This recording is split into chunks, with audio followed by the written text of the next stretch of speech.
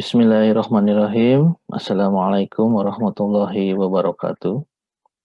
Selamat pagi adik-adik. Kita lanjutkan materi pelajaran biologi.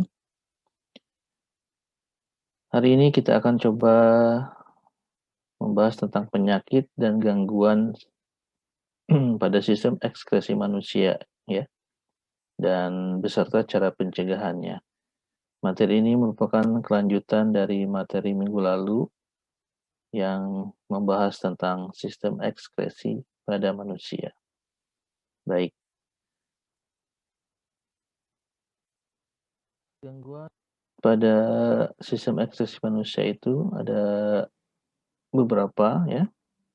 Seperti kita ketahui ada organ ginjal, organ kulit, organ paru-paru, dan juga organ hati, ya. Yang pertama kita coba bahas tentang kelainan atau penyakit atau gangguan pada organ pada sistem ekskresi ini. Yang pertama adalah gangguan pada ginjal, ya. Seperti kita ketahui, fungsi ginjal dapat terganggu karena infeksi bakteri, radang, dan juga batu ginjal. Apabila salah satu ginjal tidak berfungsi atau mengalami gangguan, maka ginjal yang satunya lagi akan mengambil alih tugas ginjal secara keseluruhan. Ya, jadi kalau dua-duanya, yaitu akan jauh lebih berbahaya dan akan berakibat cukup fatal bagi penderitanya, ya. Yang pertama adalah kelainan atau penyakit batu ginjal. Batu ginjal dapat terjadi karena adanya endapan garam kalsium dalam rongga ginjal atau pada pelvis renalis, ya. Sehingga akan menghambat keluarnya urin dan akan menimbulkan rasa nyeri. Batu ginjal berbentuk kristal yang tidak dapat larut. Kandungan batu ginjal adalah kalsium oksalat, asam urat, dan juga kristal kalsium fosfat. Endapan-endapan ini terbentuk jika seseorang terlalu banyak mengkonsumsi garam mineral dan kekurangan minum air putih, serta sering menahan, ya. Jadi itu ada 3 hal yang perlu kalian pahami dan juga perhatikan, ya. Jangan terlalu banyak mengkonsumsi garam mineral, ya, makanan-makanan yang asin. Kemudian sering-seringlah minum air putih karena itu lebih sehat, ya, dan air putihnya juga hangat lebih baik. Serta jangan sering menahan kencing, ya. Jadi kalau kebelet jangan ditahan, harus segera dikeluarkan. Penyakit ini dapat diatasi dengan pembedahan dan sinar laser, ya. Tujuan penggunaan sinar laser adalah untuk memecahkan endapan garam kalsium. Upaya pencegahannya dapat dilakukan dengan meminum air putih setiap hari, membatasi konsumsi garam terlalu banyak karena kandungan natrium yang tinggi. Kemudian kelainan yang terjadi pada ginjal adalah albuminuria, ya. Albuminuria. Albuminuria itu merupakan penyakit yang terjadi akibat kerusakan pada glomerulus yang berperan dalam proses filtrasi. Sehingga pada urin itu ditemukan adanya protein, ya, ada albumin di situ yang merupakan protein. Albuminuria ini dapat terjadi akibat kekurangan asupan air ke dalam tubuh sehingga memperberat kerja ginjal. Mengkonsumsi terlalu banyak protein, kalsium, dan juga vitamin C juga dapat membuat glomerulus itu harus bekerja lebih keras sehingga meningkatkan risiko kerusakannya, ya. Oke, kita lanjutkan. Upaya untuk mencegah albuminuria ini adalah dengan mengatur jumlah garam dan protein yang dikonsumsi, serta sehat untuk mengatur keseimbangan gizi. Kelainan ketiga yang terjadi pada ginjal kita adalah hematuria, ya. Hematuria adalah penyakit yang ditandai dengan adanya sel-sel darah merah pada urin, ya. Jadi temukan sel darah merah pada urin yang kita keluarkan. Hal ini disebabkan adanya penyakit pada saluran kemih akibat adanya gesekan dengan batu ginjal, ya. Jadi ini berhubungan nih dengan kelainan yang sebelumnya, ya. Hematuria ini juga dapat disebabkan oleh adanya infeksi pada saluran kemih, ya. Upaya pencegahan hematuria ini dapat dilakukan dengan segera buang air kecil pada saat kandung kemih terasa penuh dengan urin, ya. Jadi jangan ditahan-tahan. Kemudian juga membersihkan tempat keluarnya urin dari arah belakang dari depan ke belakang. Ini untuk membersihkan ketika kita selesai urin atau membuang urin, yang lebih baik itu membersihkan tempat keluarnya urin itu dari arah depan ke belakang, ya, untuk menghindari masuknya bakteri dari dubur serta banyak-banyaklah minum air putih, ya.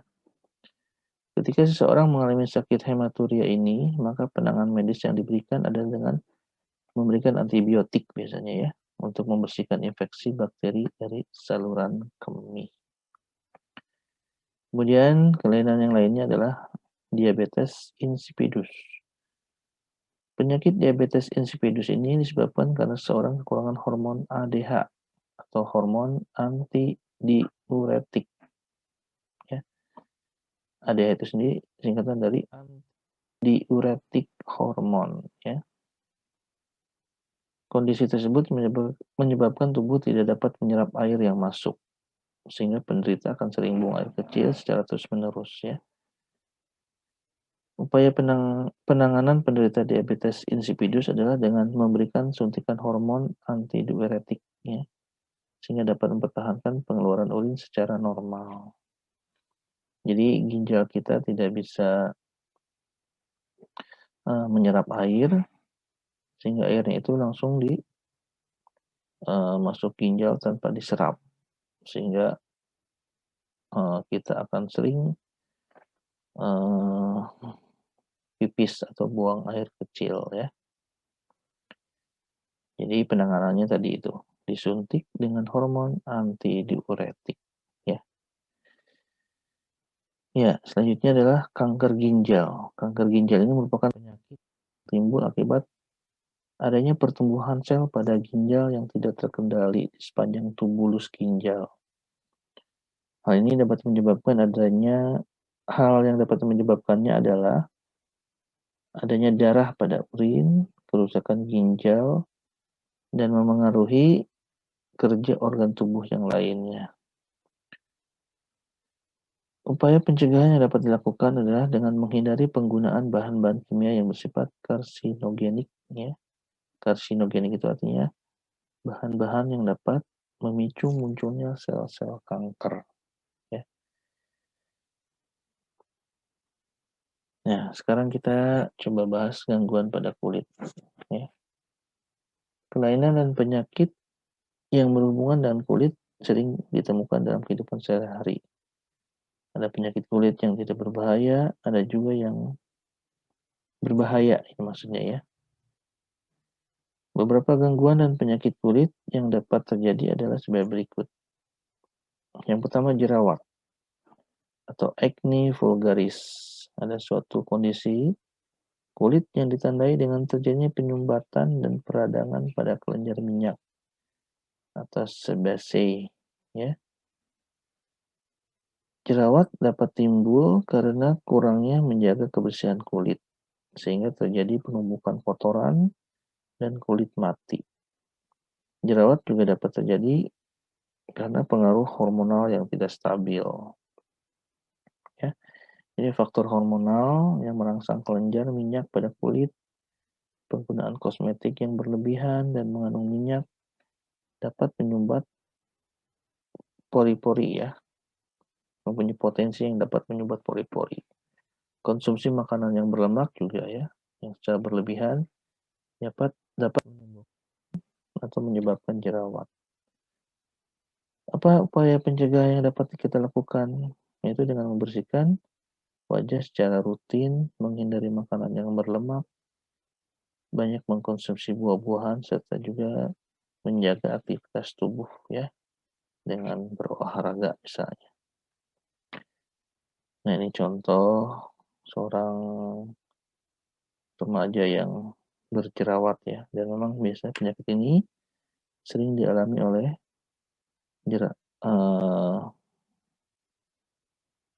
anak muda atau remaja yang sedang mengalami masa-masa pertumbuhannya ya.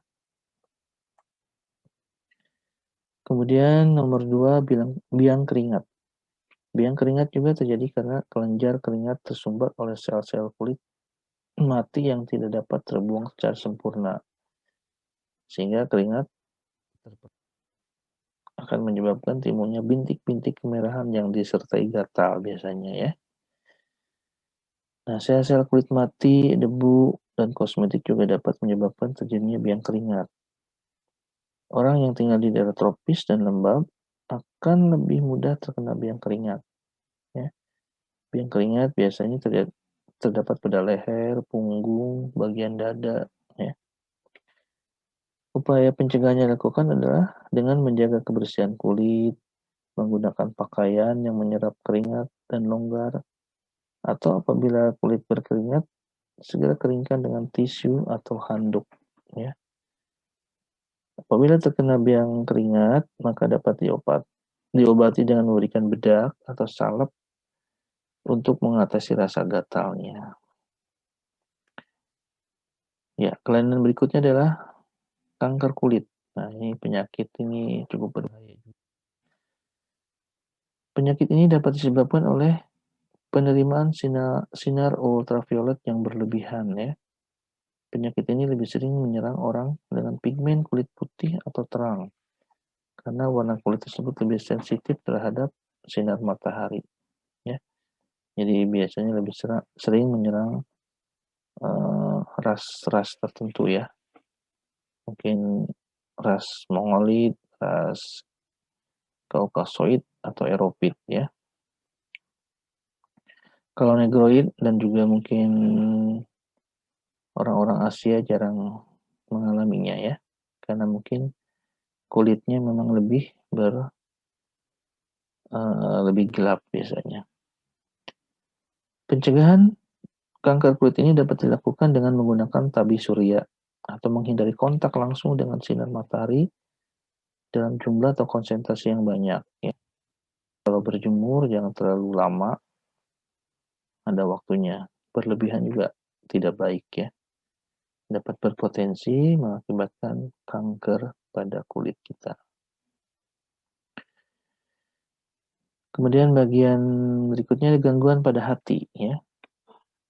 Penyakit hati dapat disebabkan oleh infeksi virus atau tidak bekerjanya hati dan empedu dengan baik.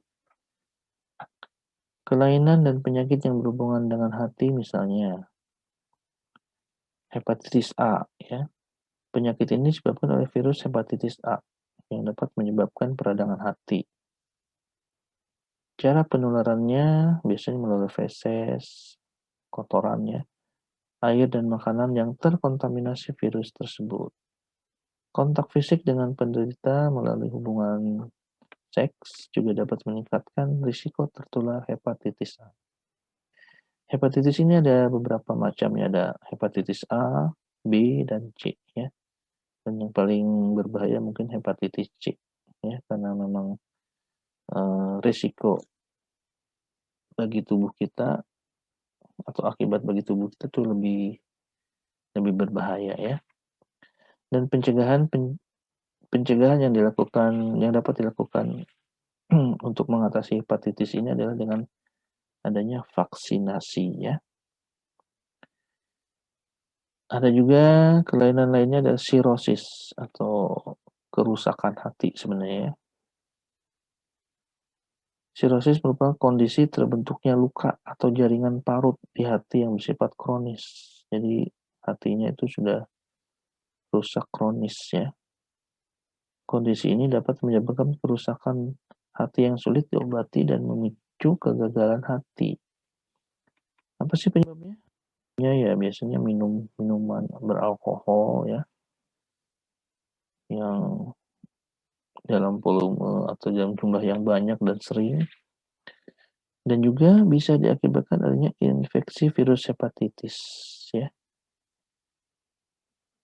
Jadi virus hepatitis yang dalam kondisi yang parah itu dapat menyebabkan adanya kerusakan hati yang dinamakan dengan sirosis. Oke, yang terakhir ada gangguan pada paru-paru ya. Penyebab utama yang membuat paru-paru tidak dapat berfungsi optimal adalah infeksi virus dan bakteri, serta juga adanya polusi udara. Polusi udara disebabkan oleh asap kendaraan, pembakaran mungkin ya. Asap rokok juga bisa menyebabkan polusi udara. Penyakit yang dapat menyerang paru-paru misalnya asma, TBC, pneumonia, dan juga kanker paru-paru ya. Contohnya adalah asma atau kita menyebutnya dengan bengek ya. Bengek adalah gangguan pernapasan akibat adanya penyempitan pada saluran pernapasan utama pada paru-paru ya. Pada bagian bronkus biasanya ya. Gejala penyakit ini ditandai dengan susah untuk bernapas atau sesak napas ya. Asma ini tidak menular, tetapi memang kecenderungannya bersifat genetik, artinya menurun ya. Jadi kalau orang tuanya mengalami asma, biasanya anaknya juga mengalami asma. Tapi lebih dipengaruhi oleh kondisi lingkungan yang udaranya tidak sehat ya, atau tercemar oleh polusi sehingga dapat memicu terjadinya serangan asma ya. Kemudian penyakit lainnya yang menyerang paru-paru ada namanya TBC atau tuberkulosis. Itu penyakit yang disebabkan oleh bakteri Mycobacterium tuberculosis ya. Bakteri ini dapat menyerang paru-paru sehingga pada bagian alveolus terdapat bintil-bintil ya yang disebabkan oleh bakteri Mycobacterium tuberculosis ini ya. TBC dapat menyebabkan kematian ya apabila tidak ditangani dengan baik ya. Sehingga penanganan terhadap penyakit ini harus dilakukan dengan tepat dan juga rutin ya. Sebagian besar orang yang terinfeksi oleh bakteri tuberkulosis akan menderita TB tanpa mengalami gejala. Hal ini dinamakan dengan laten tuberkulosis. Apabila penderita laten tuberkulosis tidak segera menerima pengobatan, maka akan berkembang menjadi aktif tuberkulosis. Artinya, orang yang mengalami penyakit TBC dengan nyata dan juga gejala-gejalanya terlihat begitu ya. Baik adik-adik, mungkin sampai sini dulu pemaparan tentang kelainan-kelainan atau penyakit-penyakit yang terjadi pada sistem ekskresi manusia. Kalau ada pertanyaan, silakan kalian tulis di kolom komentar. Nanti akan coba saya jawab pada kesempatan berikutnya ya. Demikian adik-adik, sini dulu akhir kata saya sampaikan. Billahi taufiq wal hidayah. Assalamualaikum warahmatullahi wabarakatuh.